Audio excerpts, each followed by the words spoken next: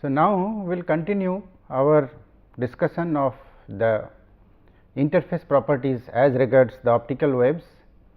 For the dielectric interface, we have seen the p polarized wave and s polarized wave, their properties, the energy reflection coefficient, amplitude reflection coefficients, amplitude transmission coefficients, energy transmission coefficients. Also, we have seen the Brewster's angle, normal incidence. Now, there is an interesting aspect of this reflection at interface, and which appears in as a common fact and known to almost every one of us. This is what we call the total internal reflection under certain angle of incidence condition. So, with that background, now we will proceed with total internal reflection and evanescent waves. Then we will talk about the transmitted and reflected electric and magnetic field components in this particular case, from where we will try to understand whether the energy flows across the interface or along the interface. Then we will bring two such interfaces together to see that whether the waves can be confined between the interfaces, which will give rise to the concept of wave guiding. So, let us start our discussion with the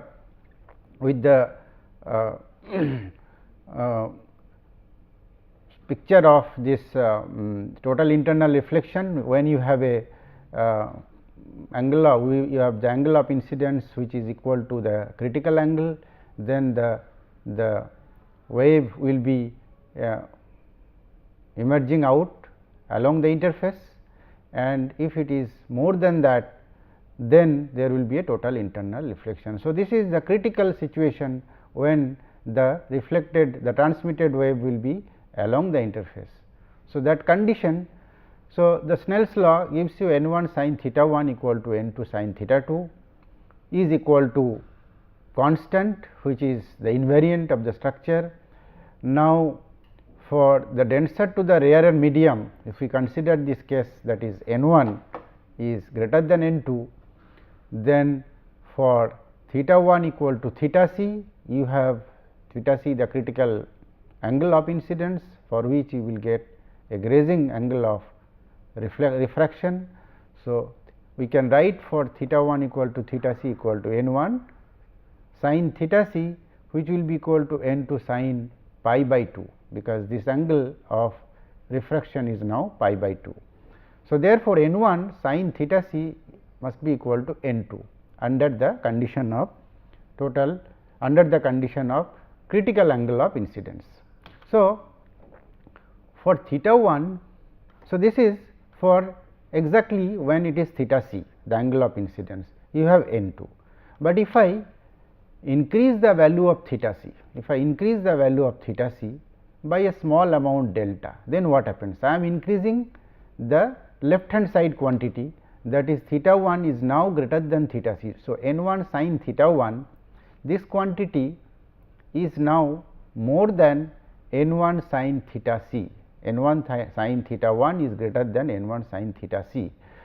So, that is what I have written, that this theta c plus delta must be greater than n 1 sin theta c, but n 1 sin theta 1, n 1 sin theta c itself is equal to n 2.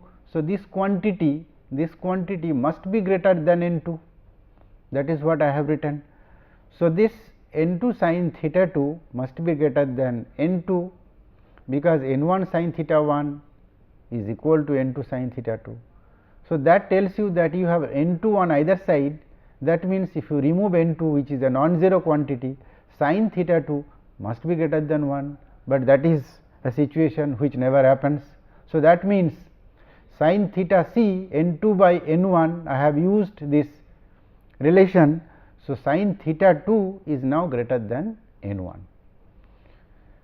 So, for theta 1 greater than theta c, we have a wave for which sin theta 2 is greater than 1 unity. That means, k to z z, this quantity equal to k 2 sin theta 2, which must be greater than k 2. This simply means that cosine theta 2 must be purely imaginary. So, if k 2 x is equal to k 2 cosine theta 2 as given by this picture, k 2 x equal to k 2 cosine theta 2 is imaginary, then transmitted electric field contains k 2 x and k 2 z. This we have to evaluate. Cosine theta 2 we have to evaluate. We find that cosine square theta is equal to minus sine square theta 2 minus 1, because this is 1 minus sine square theta. I have written in this form for some particular interest, that will be very clear very soon, that cosine square theta 2 will be equal to minus, because sine square theta 2 equal to n 1 square sine square theta 1 by n 2 square. This comes from the Snell's law. So, if I express this cosine theta 2, it should be plus minus I of this under root of this quantity, but we have taken only the negative value of this root of cosine theta, cosine square theta. The meaning is very clear, because if you take the positive root, we will see that this will appear in the exponent as a positive quantity, which will grow exponentially with x, and that is not physically admissible. So, for absorption of this wave, we will see shortly that it is important to retain this minus sign here. Okay. So, in the transmitted field, you have this k dot r is equal to k 2 cosine theta 2 x, we have seen this, and k 2 sin theta 2 z. These are the x component and z component of the k vector. So, in the transmitted field, we can write the electric field of the transmitted wave as the transmission amplitude multiplied by the incident electric field amplitude and this phase factor. So, omega t minus k dot r I have written in this form, because there is no k 2 y, it is only k x and k z they are involved. So, we can write this, and this is also known that T s, the value of T s is twice n 1 cosine theta 1 by n 1 cosine theta 1 plus n 2 cosine theta 2. This value, if we substitute for this, then cosine theta 2 will come out to be, because this is the value that we have assumed. Okay. So, from in this expression, if I use the cosine theta 2 value here, then because cosine theta 2 itself is imaginary, this T s becomes an imaginary quantity, and that adds to a phase, additional phase. Therefore, we can write this imaginary quantity for T s as T s equal to mod of transmission amplitude into e to the power of I alpha, where alpha is the phase factor, which is the additional phase. So, it means that the transmission amplitude coefficient includes a phase factor. So, because of transmission, there is a change in the phase also. Therefore, the transmitted electric field can be written in this form, that because electric field is parallel to the interface plane, and we can write that equal to y cap T s E 1 e to the power of I omega t plus alpha, which is the additional phase arising out of the T s, that is the transmission amplitude coefficient. So, rewriting this equation by separating all the individual phase components, that is e to the power of I alpha, e to the power of I omega t, e to the power of I k 2 x cosine theta, and so on, we can show that this quantity, all of them are positive. This is the only quantity which is negative. Now, if I use negative with iota I, if I use this cosine theta 2, the value of cosine theta 2, as we have already determined, we have already calculated.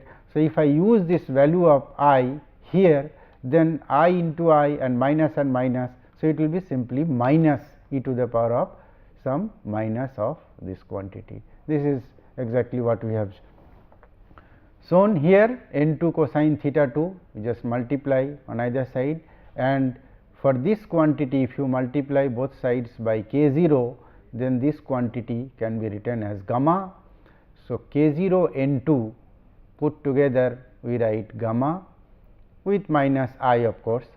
Then this transmitted electric field amplitude, electric field can be all in terms of the phase and amplitude can be completely written in this form, and if I use this gamma, then the equation for the transmitted electric field can be written in this form, that is the transmission amplitude in terms of the electric field, incident electric field, the additional phase, the time varying component, and this is the amplitude attenuation factor, and this is the z component. There should be one I missing here, there should be one I here. So, this component, this quantity e to the power of I gamma x is now attached to the amplitude. That means, in the transmitted wave the amplitude decays exponentially with x. So, there is a wave after transmission from the interface that decays exponentially, the amplitude of the wave decays exponentially, and that is what is called the evanescent wave. So, it appears as the attenuation of the wave by a factor minus gamma. There should be one I here, because this will add to a phase factor. So, by knowing that electric field, the incident electric field and the transmitted electric field, we can now calculate the magnetic field components. Magnetic fields we have seen are related in this way. This also we have seen that kx, ey and kz, they are the only surviving quantities which will give you this kz, ey and kx, ey of the z component for z component. So, H t you can write in terms of the characteristic impedance of the second medium. So, transmitted magnetic field can be written in this form. Now, the same can be made out from this figure also, because if you have a, we are looking at the transmitted magnetic field amplitudes, you have a z component of the which is positive z 2 cosine theta 2, which appears here, and you have a x component of the magnetic field which is negative. So, you have minus sin theta 2, and then because it is in terms of the transmitted electric field. So, transmitted electric field by the characteristic impedance will represent this H 2, that is the magnetic field in the transmitted wave. So, the transmitted field can also be written in this form, because you have a cosine theta 2, and this cosine theta 2 for this case, that is from the denser to rarer medium interface, this becomes imaginary, and if I substitute the value of cosine theta 2, I can write in this form.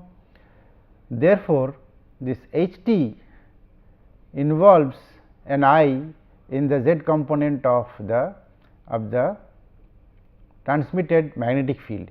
So, but minus I can be written in terms of e to the power of minus I pi by 2. So, it tells you that the z component of the magnetic field, this is the x component of the magnetic field in the transmitted wave, and this is the z component of the magnetic field in the transmitted wave. The z component means along the interface direction. So, the component of the magnetic field which is along the interface direction is out of phase by pi by 2, because of the attachment of this I with this amplitude of the z component of the magnetic field. With respect to this phase, out of phase is with respect to E y and H x. This is H x and it is also with respect to E y in the transmitted wave. So, this is a very interesting finding, that the z component of the magnetic field in the transmitted wave is out of phase with respect to the U y electric field and the x component of the magnetic field.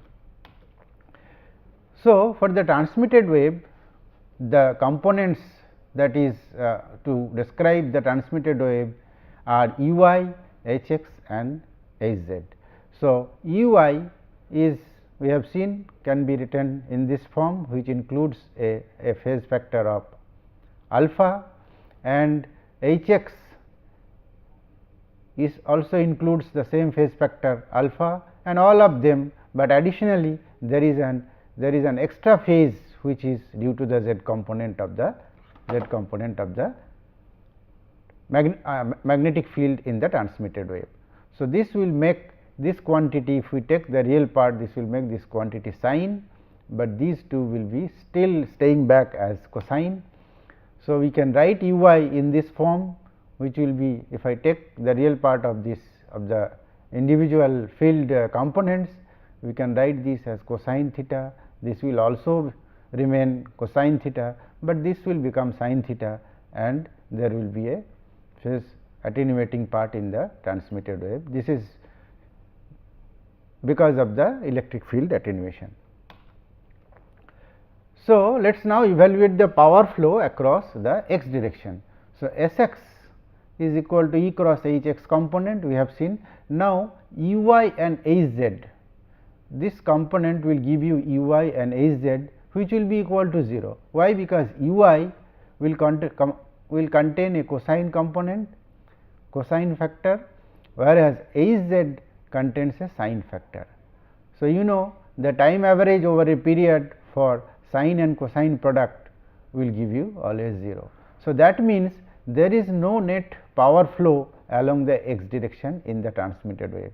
So, there is an evanescent wave, but the wave is moving along the interface, there is no net energy flow out of the interface along the x direction. So, this is an interesting finding. So, what we find that there is no power flowing along this line, there is no power flowing along this line, but there is a power flow which is along the z direction. So, let us calculate that power flow along the z direction, that is S z. So, we just calculate the z component of the Poynting vector, and this will give you minus u I h x if you simply open up the cross product and then take the z component, but this time the value is non-zero, and this quantity comes from that u I, you know that this is a cosine factor involved with this u I, and for h x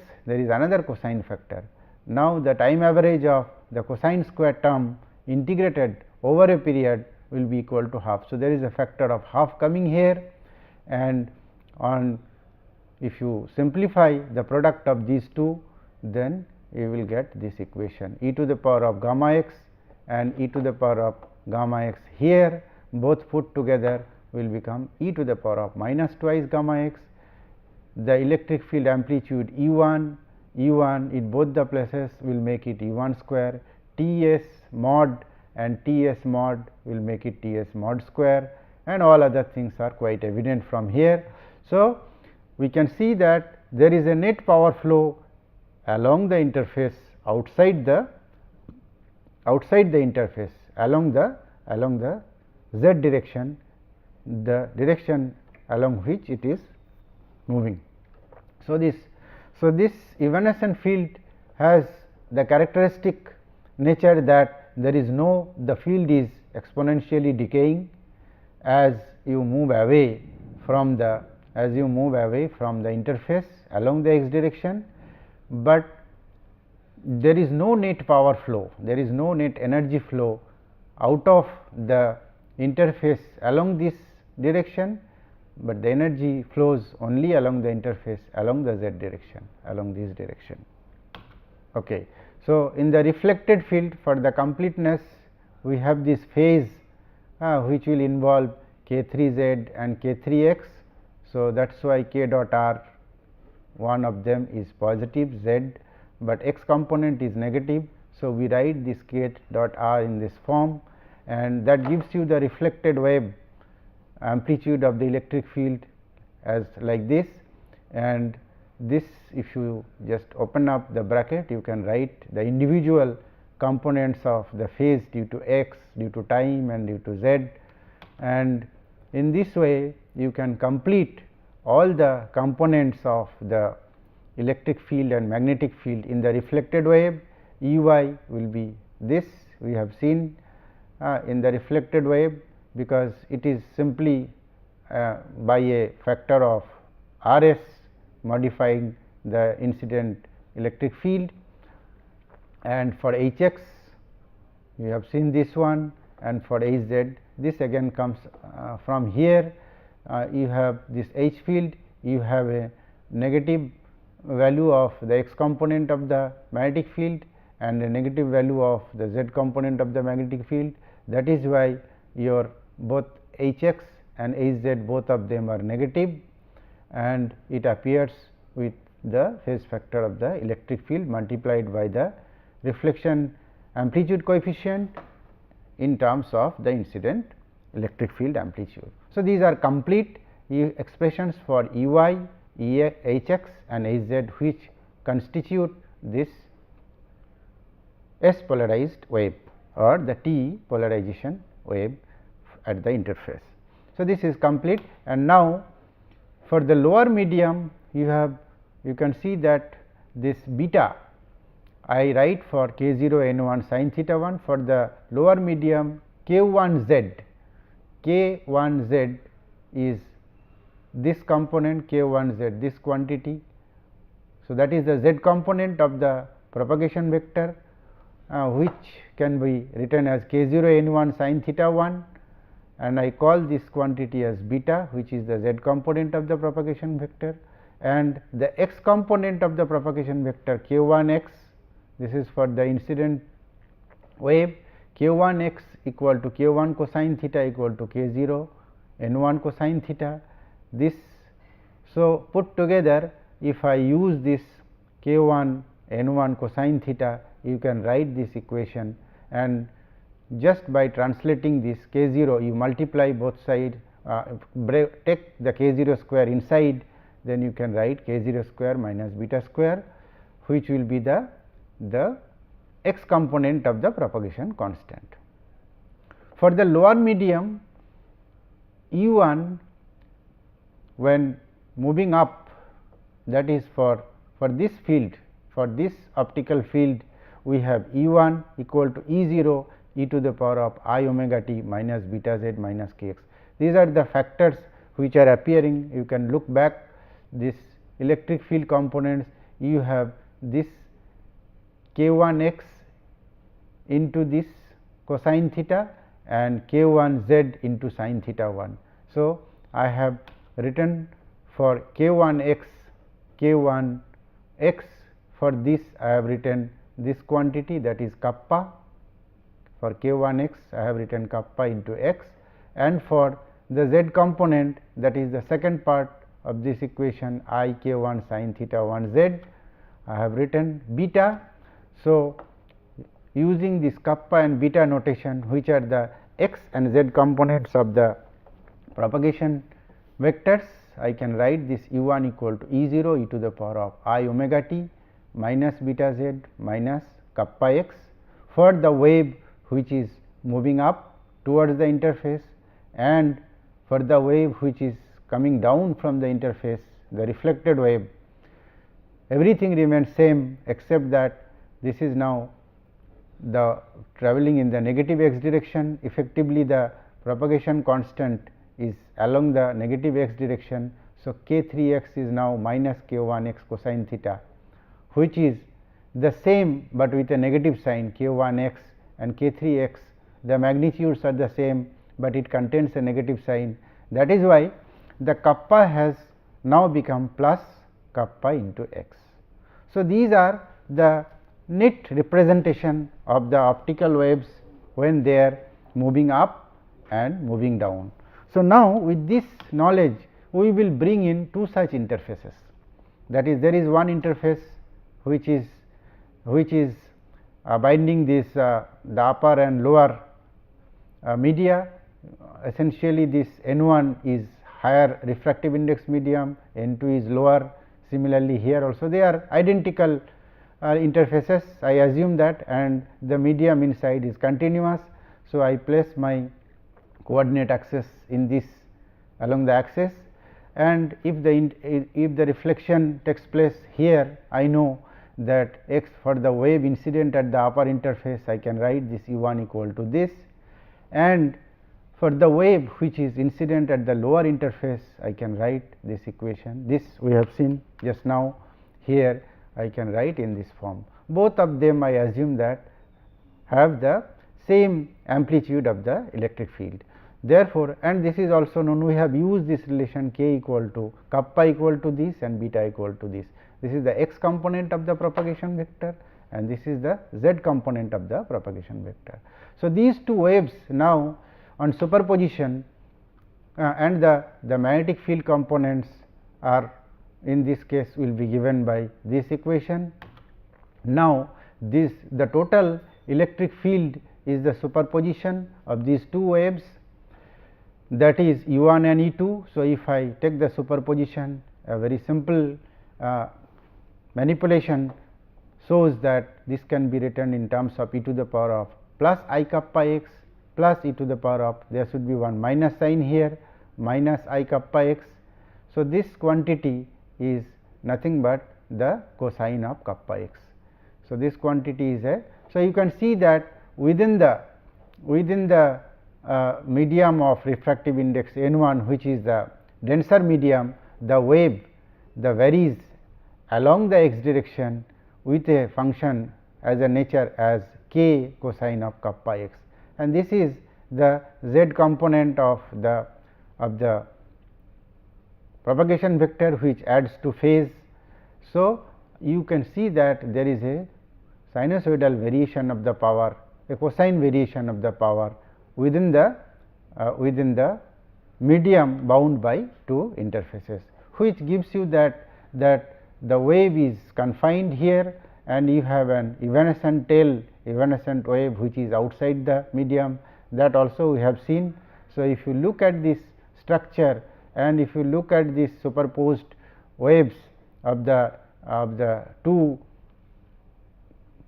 waves which are simultaneously being reflected from the two interfaces, they will add up and there are many more waves. So, put together we can get an equation for the electric field which is a cosine function, and that tells you that the wave will be confined within this and a part of the wave will be evanescently decaying along this. So, this gives you the concept of waveguiding.